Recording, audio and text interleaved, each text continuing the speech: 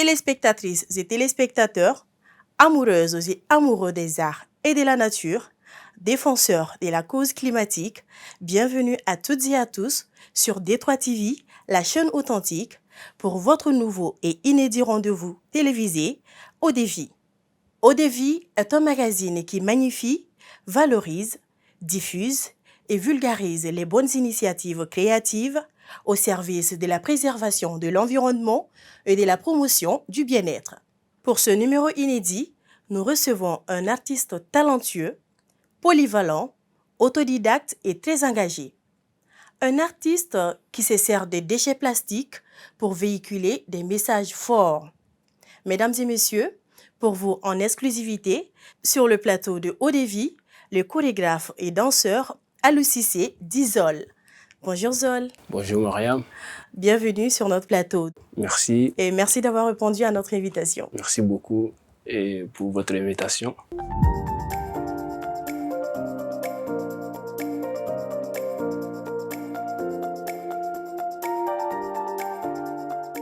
Vous l'aurez deviné, nous sommes dans la première rubrique de cette émission, intitulée « Au pied du mur ». Et dans cette rubrique, nous allons vous plonger dans l'univers artistique de notre invité. Suivons ensemble ce reportage inédit.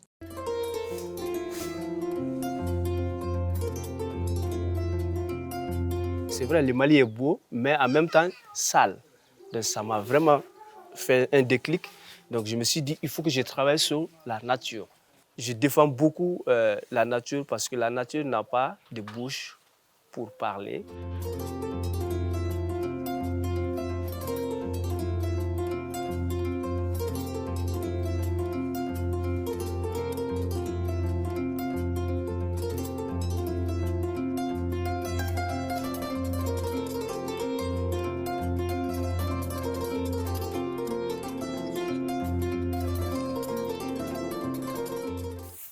Ce sachet-là est les ordures du Bamako. On va au marché avec la main vide et puis on revient avec beaucoup de sachets à la main. Donc ça représente vraiment la population qui pollue la nature. Pour faire un costume, il faut prendre un mois. C'est de la passion. Hein. Si tu n'as pas la passion, tu ne peux pas prendre du temps pour faire ça. Parce qu'il faut prendre soin de ça pour bien mettre, pour aligner ensemble. Comme nous, on fait la sensibilisation, si on ne fait pas attention, ça va se défaire et puis nous aussi, on contribue encore. On habille la moto et nous habille aussi pour aller dans les rues et sensibiliser. Donc si les gens voient ça, ils vont se poser la question, c'est quoi? Et puis ensuite, nous, on répond à leurs questions.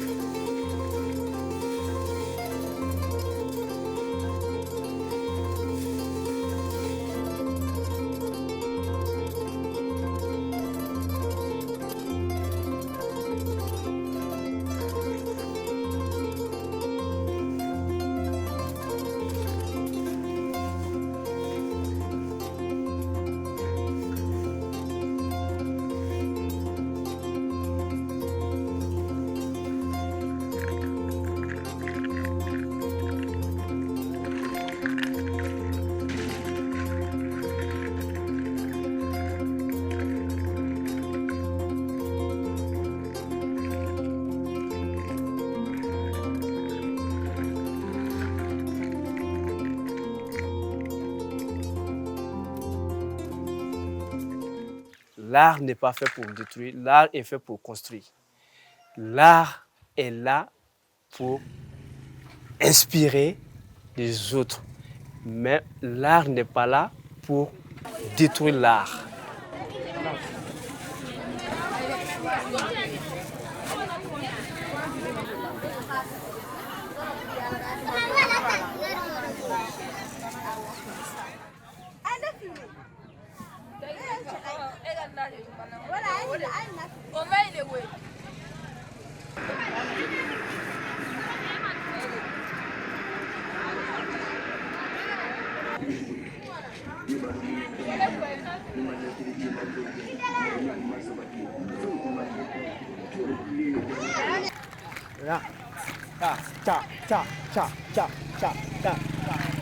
Je vais aller demander et supplier la population d'oublier toutes ces choses-là et trouver d'autres choses qui vont vraiment donner la vie réelle à tout le monde et à la nature aussi.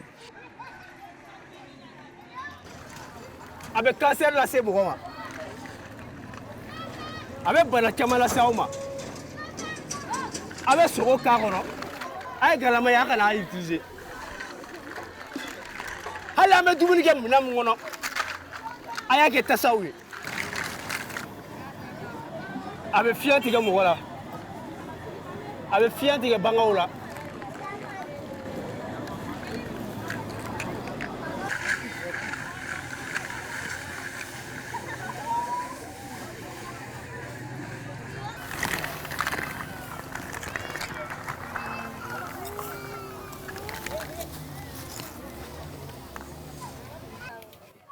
A ka ɲi tasa in de kɔnɔ ni tasa mana filɛ o fɛn filɛ nin a man ɲi parce que nin filɛ nin dilanna ni pétrole de mana in ani produit chimique wɛrɛw donc n'i y'i ka dumunimafɛn k'a kɔnɔ au lieu que a k'i nafa a t'i nafa dɛ a b'i kɔlɔlɔ de las'i ma.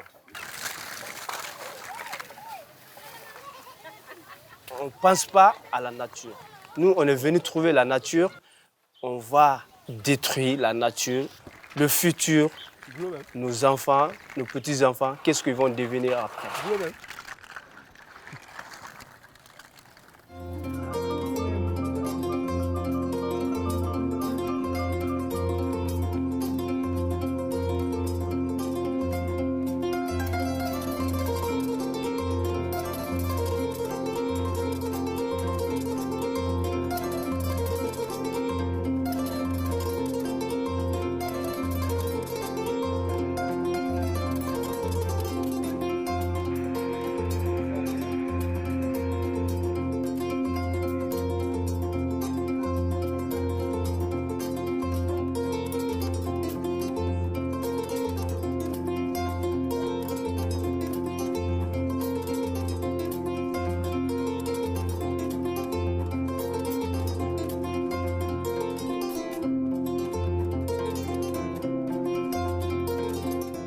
Je m'appelle Alou Cissé, mon nom d'artiste c'est Zol.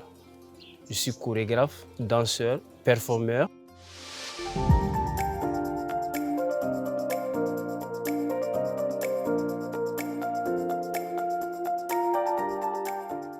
Alors Zol, dans cette rubrique intitulée Découverte, nous abordons ton histoire, tes projets, ton regard artistique et surtout tes relations avec ton environnement. Mais commençons tout d'abord par parler de ton rapport avec les déchets plastiques, la danse et tout ça. Merci d'avoir me donné la parole. Et en fait, le rapport entre la danse et le plastique, c'est vraiment fort. C'est très très fort quand je me balade dans les rues. Ensuite, en 2004, j'ai été sélectionné pour un spectacle. D'accord. Donc, c'était une compagnie française qui est basée à Toulouse. Donc, la création a été passée ici à Bamako. Donc, il y avait des invités. Ils venaient d'autres pays, du Sénégal, du Niger, voilà, tout ça. Les premières réactions qu'ils ont vues, ils ont trouvé que le Mali était sale. Ouais, ça m'a vraiment choqué, ça m'a fait mal. Je me suis dit, OK, en tant qu'artiste, danseur, qu'est-ce que je peux faire pour l'environnement? C'est ça qui m'a vraiment réveillé un peu. Et ensuite, on a été en Europe. J'ai vu vraiment que c'est d'autres choses aussi. C'est des pays différents. C'est vraiment, même si le Mali n'était pas sale, on peut faire le comparaison.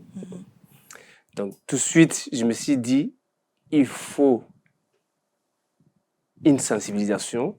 Il faut vraiment aller vers les gens pour pouvoir sensibiliser, pour qu'on puisse vraiment arrêter ce flot qui est en train de détruire la nature. Et voilà, c'est à travers ça j'ai vraiment commencé à m'intéresser au sachet plastique.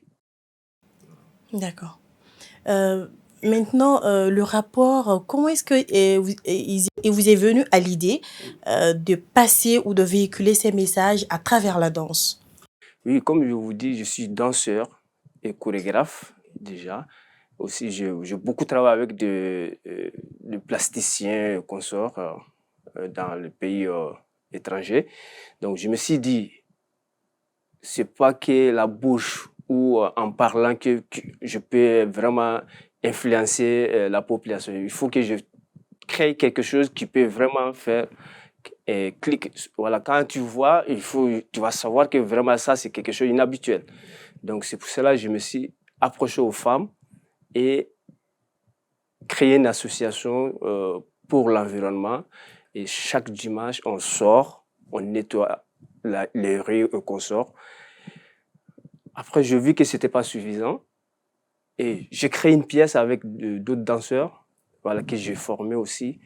Ils étaient 4 danseurs, Ok. plus moi. On a créé une pièce qui s'appelle Ballet Plastique, qui a joué beaucoup de festivals au Mali, dans sous-région aussi. J'étais pas satisfait des résultats que je voulais. Donc la suite, plus rapide, pas possible, je me suis déguisé et allé vers les femmes au marché, voilà, dans les écoles, et fait des mouvements que les chercheurs font, en bas, voilà, au sol, dans la nature. Voilà, quand les chercheurs s'accrochent au arbre, qu'est-ce que ça fait? Ok. Voilà, donc j'ai essayé de véhiculer les messages de sachets plastiques qui se donnent en voyant. Et même quand on met la nourriture dedans, le mal qui est là-dedans, j'essaie d'imiter et expliquer ça avec mon corps. Quels sont les défis auxquels vous êtes confrontés en utilisant les déchets plastiques et tout? Le défi que je suis confronté, c'est la mentalité de la population. Voilà, la population, quand tu vas vers eux, tu sensibilises à travers des sachets plastiques, tu les expliques, c'est pas bon, ça c'est fait avec le pétrole, c'est fait avec d'autres produits chimiques. Tout de suite, on te pose la question, si on laisse ces sachets plastiques là, qu'est-ce qu'on va utiliser? Je les réponds tout de suite quand j'étais petit. On m'envoie pour aller acheter du thé et du sucre dans un papier. Et puis il y a 30 ou 40 ans, il n'y avait pas ces sachets plastiques là. Et ça, c'est un défi vraiment très difficile à relever face à la mentalité de la population. Comment vous arrivez à surmonter les défis et quelles sont les leçons apprises au cours de votre parcours en fait? Leçon que moi j'ai appris dans mon parcours, c'est vraiment, je vous dis tout à l'heure, c'est mal compréhension dans la tête de la population. Ok.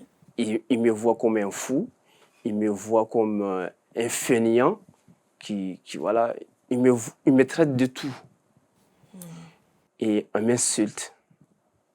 Voilà, et là, ça craint vraiment parce que quelqu'un qui se donne à fond pour le bien-être de la nature et pour le bien de tout le monde, parce que la nature, elle est là, on est venu trouver ici, nous les êtres humains, déjà, on est venu trouver la terre et le ciel, et puis on est en train de polluer cette nature-là dans notre propre comment dire, intérêt.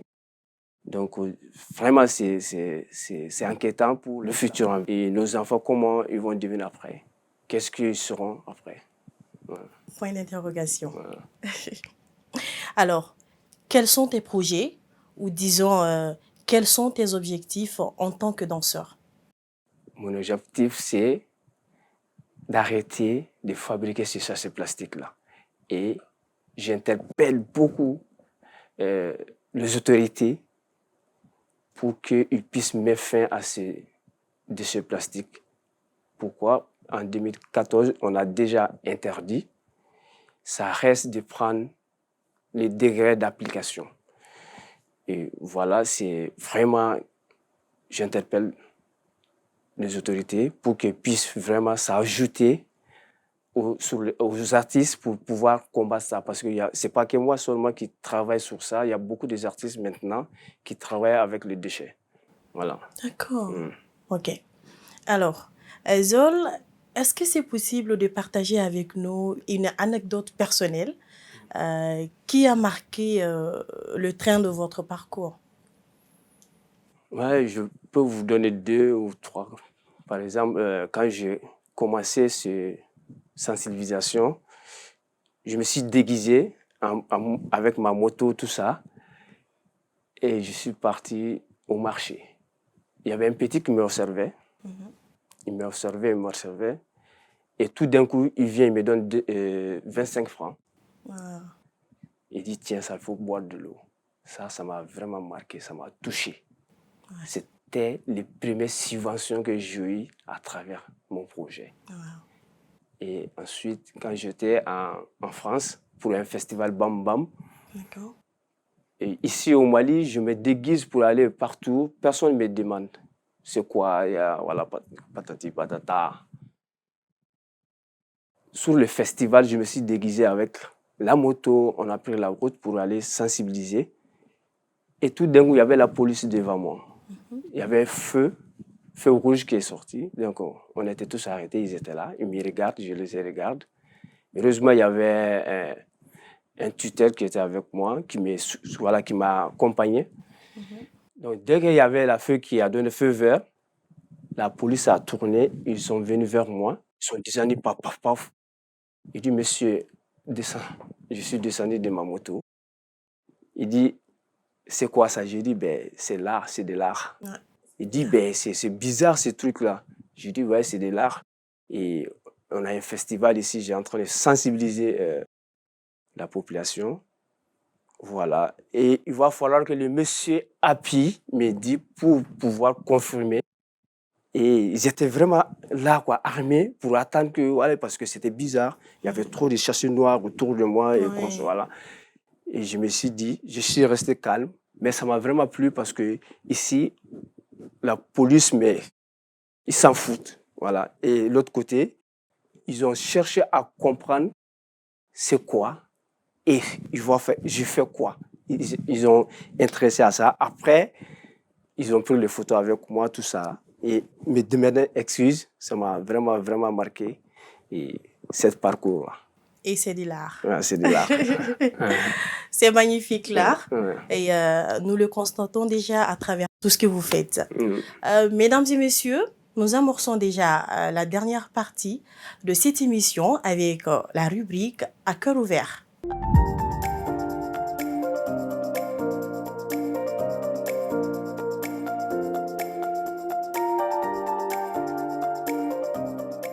Alors Zol, le but de cette rubrique est de t'amener à te faire sortir de ta zone de confort et d'aborder des sujets à cœur ouvert avec toi. C'est bon? Oui, c'est bon. Tu es prêt? Oui. On peut y aller? On peut y aller. D'accord. Alors Zol, penses-tu que ton message passe positivement? Oui, ça passe positivement.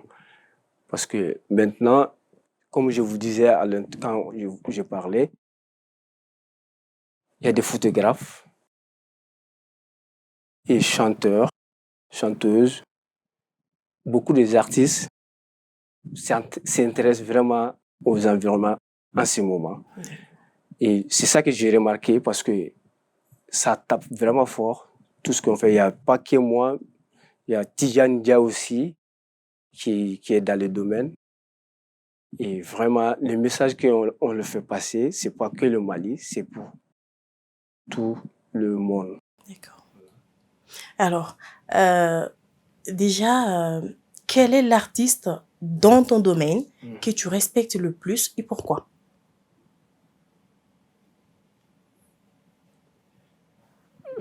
L'artiste que je respecte plus, c'est Kathleen Noël.